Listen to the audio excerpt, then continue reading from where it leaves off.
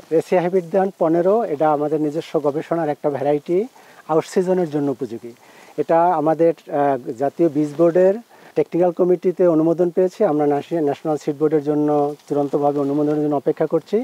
এটার আউট সিজনের জন্য এটার 107 দিন ডিউরেশনে আমরা 6.5 থেকে 7 টন পর্যন্ত ইল পেয়েছি। চিকন গ্রেইন, নাম্বার অফ পেনিকেল অনেক বেশি পার পেনিকেলে, এবং এটা দেখছি আমরা ডিজিজ বা কোনো বড় ধরনের কোনো ইনসেক্ট আমরা দেখিনি। ওভারঅল ফিল্ড পারফরমেন্স খুবই ভালো। যদি কুকিং প্যারামিটার বা অন্যান্য প্যারামিটারগুলো দেখি ওগুলো খুবই ভালো। অ্যামাইলোজের পার্সেন্টেজ 24-এর উপরে এটা, সুতরাং এটা চাষি পর্যায়ে খুব গ্রহণযোগ্য একটা ভ্যারাইটি।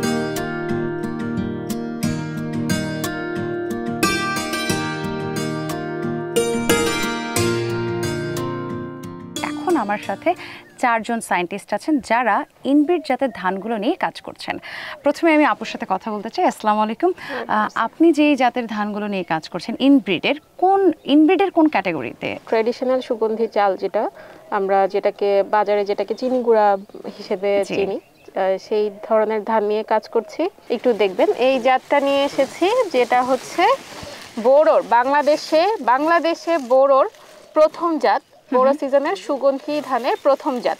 কোন কোন সিজনে রোপণ করা সম্ভব? আমাদের বোরো সিজন আমরা বলি, এটা ফার্মার যদি বলতে পারেন ইরি সিজন যেটা বলে, হ্যাঁ, এই সিজনের ধান। এবং এইটা হচ্ছে আমরা যেটা আমাদের লোকাল শীতকালে চাষ করছি, শীতকালে আমরা রোপণ করছি। এবং এইটা মেইনলি ফলন হচ্ছে এভারেজে 6 মেট্রিক টন, এবং উপযুক্ত পরিবেশে আমাদের ফিল্ডে আমরা 7 মেট্রিক টন পর্যন্ত পেয়েছি। আপনার কাছে চালও আছে? এটা চাল আছে, চালটা দেখতে চাই।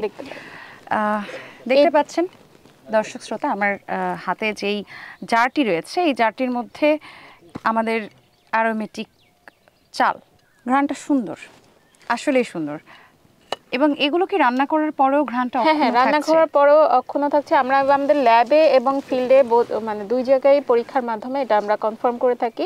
ল্যাব টেস্টের মাধ্যমে এটা কনফার্ম করা হয় যে কতটুকু অ্যারোমা আছে, এবং এটা কনফার্ম। এবং এইটার জীবনকাল 135 দিন, বড় সিজনে 135 দিন, যেটা খুবই স্বল্প জীবনকালের।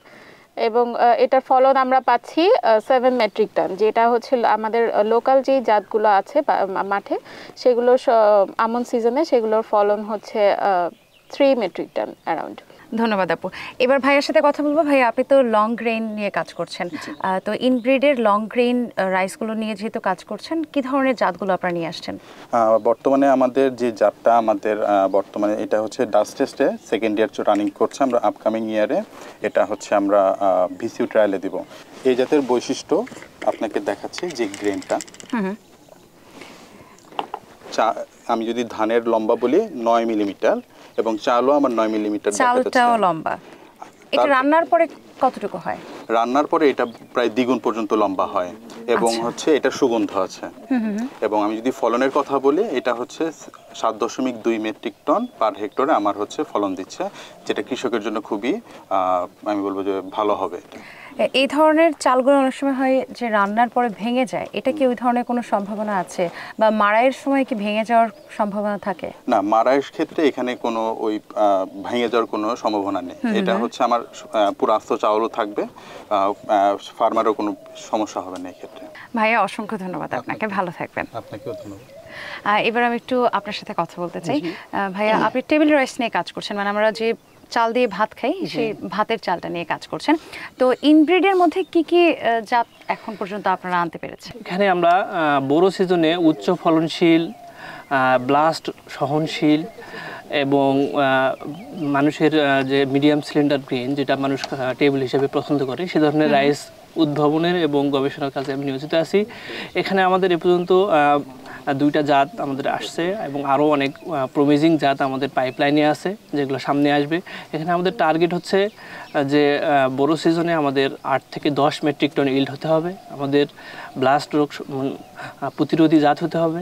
আমাদের এখানে কনজিউমারের মানে চিন্তা মাথায়, তাদের মার্কেট চিন্তা করে আমাদের এখানে আমাদের ভ্যারাইটি হতে হবে, মানে তারা যেরকম ভাত খাইতে পছন্দ করে সেরকম গ্রেইনের আমাদের ধান হবে।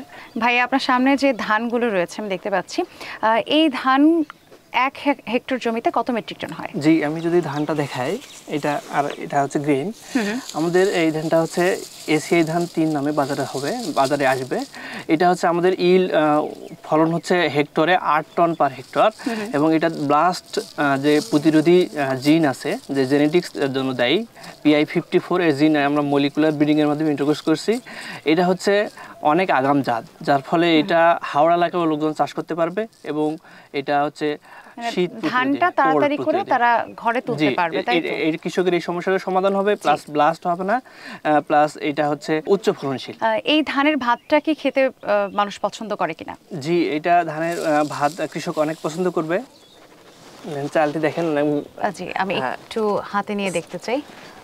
একটা মিডিয়াম স্লেন্ডার গ্রেন, মিডিয়াম চাল আর কি। এটা হচ্ছে ধান 28, খুব জনপ্রিয়তা আসলে। এটা কি আতপ এবং সিদ্ধ দুভাবেই তো খাওয়া সম্ভব? জি, এটা আমাদের আসলে টেবল রাইস আমরা সিদ্ধ চালের জন্য বলতেছি। সেক্ষেত্রে এটা খুব কৃষকের অনেক সাড়া জাগাবে বলে আশা করি। অনেক ধন্যবাদ ভাই আপনাকে। এবার আমি একটু এই ভাইয়ের সাথে কথা বলতে চাই। ভাইয়া, আপনিও তো টেবিল রাইস নিয়ে কাজ করছেন, তো আপনার যে ধানের যাত্রী কি একটু আলাদা? যে এটা আমন মৌসুমের 100 দিনের ফলন, যেটা কিনা জিঙ্ক সমৃদ্ধ। তো 100 দিনের যে জাতটা আমরা এটা এসিআই ধান 1 নামে রিলিজ করছি। তো এসিআই ধান 1 100 দিন হওয়ার যে সুবিধাটা, সেটা হচ্ছে আমরা উত্তরবঙ্গে যখন আগাম আলু বা কিংবা গম যখন আমরা যাত্রা একটু আমি দেখতে চাই, আপনি যে একটু দেখেন, আমরা যদি আগামভাবে আলু কিংবা গম লাগাতে চাই, তো তখন 100 দিন কৃষকটা এটা কেটে ফেলে কি করবে, সে অতি দ্রুত গম এবং আলু লাগাতে পারবে, যেটা কৃষকের জন্য খুবই সুবিধা হবে। খুব দ্রুত সময়ের মধ্যে যাতে আরেকটা ফসল ওখানে চাষ করা সম্ভব, এটার জন্যই কি এই কাজটা করা? জি, অবশ্যই। এটা অনাবাদীয় যাতে না থাকে, এর সাথে সাথে আমার আলু এবং গমটা একটা নির্দিষ্ট সময় লাগাইতে হয়। যার কারণ কি, আমাদের নভেম্বর মাসে যদি আলু এবং গমটা লাগাতে কৃষক না পারে, তাহলে সে ইল্ডের একটা ফলনটা ক্ষতিগ্রস্ত হয়। তো নভেম্বর মাসে সময় মতো লাগানোর জন্য 100 দিনের আগাম ধানটা চাল কেটে তারপর সে সময় মতো তার পছন্দ মতো গম এবং আলুতে চলে যেতে পারবে। অনেক সময় দেখা যায় যে আমরা যখন চাল বাজার থেকে কিনে নিয়ে আসি, সেটার ভাতটা থাকে না, নষ্ট হয়ে যায়, বা দেখা যাচ্ছে একবেলা রান্না করে অন্য বেলা খেতে পারে না। তো এই চালগুলো কি সেই ধরনের? আপনি খুব কারেক্টলি এটা একটা পয়েন্ট করছেন। এটা আমরা রিসার্চের ভাষায় 2টা ফ্যাক্টর কাজ করে, একটা হচ্ছে অ্যামাইলোজ আর একটা হচ্ছে জেল কনসিস্টেন্সি। তো আমাদের ইনবিট যে চাল আমরা এই পর্যন্ত অবমুক্ত করেছি, এই প্রত্যেকটা চালই আমরা 2টা প্যারামিটার নিয়ে পরীক্ষা করতেছি ল্যাবে। একটা হচ্ছে আপনার অ্যামাইলোজ আর একটা হচ্ছে জেল কনসিস্টেন্সি। তো আমাদের সবগুলো যাতে অ্যামাইলোজটা হাই, যেটা 25-এর উপরে, যার কারণে ভাতটা ঝরঝরা হবে।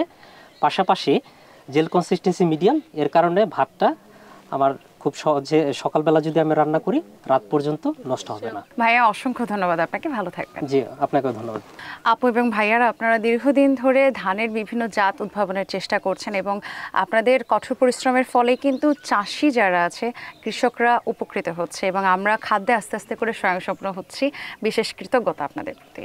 জি, আপনাকে অনেক ধন্যবাদ।